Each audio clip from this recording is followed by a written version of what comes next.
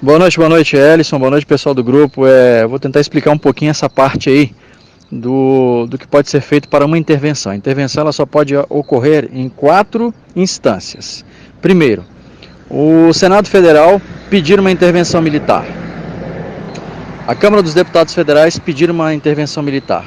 Ou o Supremo Tribunal de Justiça, o Supremo Tribunal Federal, pedir uma intervenção militar. Se nenhum desses 3 poderes pedir uma intervenção militar, a 4ª e última opção se forma da seguinte maneira: uma nação insatisfeita, pedindo uma intervenção, após 7 dias, à beira de um caos, após 7 dias, o prazo se esgota. Aí como é que é feito isso? Nessa segunda-feira, o prazo para que seja resolvida essa crise termina às 18 horas. Ao passar do prazo, as Forças Armadas amparadas pela lei, elas têm que esperar mais 6 horas para tomarem uma medida de intervenção. Ou seja, então o prazo total final, sem apelação, termina à meia-noite de segunda para terça-feira. É assim que é feito. Entendeu? Então o que aconteceu? O que você acabou de falar nas suas palavras aí está corretíssimo. O Temer tentou de tudo fazer uma jogada, saiu da casinha dele lá numa boa hoje, foi se reunir no dia de domingo com sei lá quem, porque não mostraram quem são as lideranças que estão com ele lá.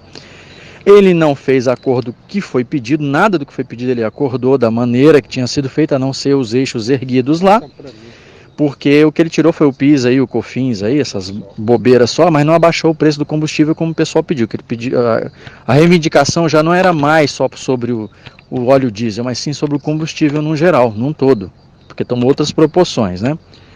Aí ele fez essa jogada para não perder o poder. Então, se a população realmente sair para as ruas amanhã, fizer tudo o que fizer de protesto, manifestação, se realmente, como foi divulgado, que o chefe da Polícia Federal com os outros chefes e delegados das subsecretarias regionais, subseções do Brasil se prontificaram também a entrar em greve, entra a Polícia Federal em greve, entra também o pessoal do sindicato da Petrobras, dos petroleiros, né? Eles vão entrar em greve amanhã também, por 72 horas começando amanhã. Ou seja, o caos está instalado, a confusão está armada, o presidente cai. E se for o caso de eles não renunciarem, as Forças Armadas entrarem, elas renovam tudo. Tudo que você imaginar que tem que ser, tiver que ser renovado, ela vai renovar.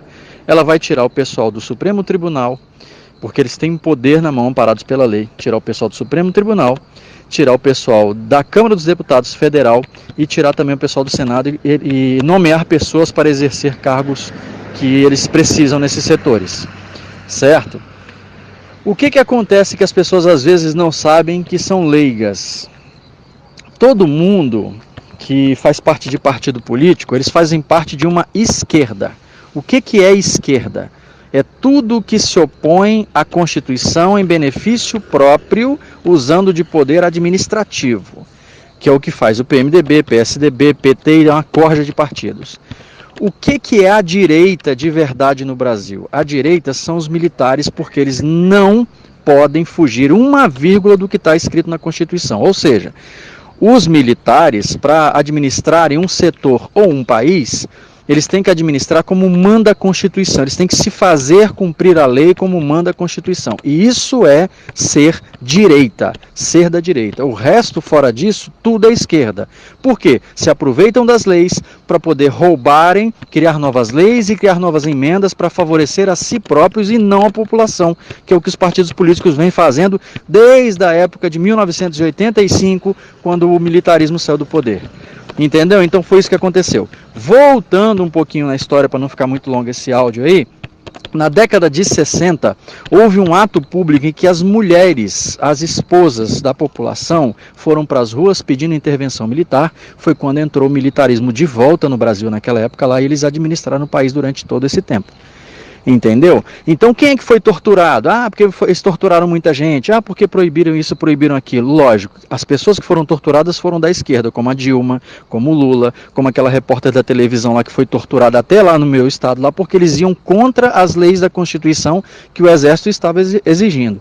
Agora, coisas que ninguém lembra é que a gasolina, por exemplo, o combustível, passava 2 anos sem aumentar. nos postos. E o combustível não aumentando, não aumentava preço no supermercado. A pessoa podia planejar uma vida, podia planejar uma compra de uma casa, de um carro, seja o que fosse.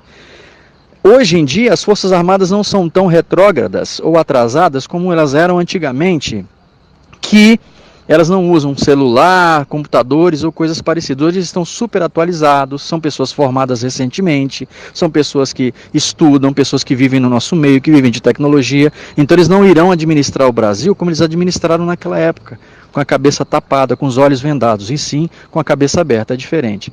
Por isso se pede uma intervenção. Eu sou a favor. Se for para limpar o Brasil, eu sou a favor.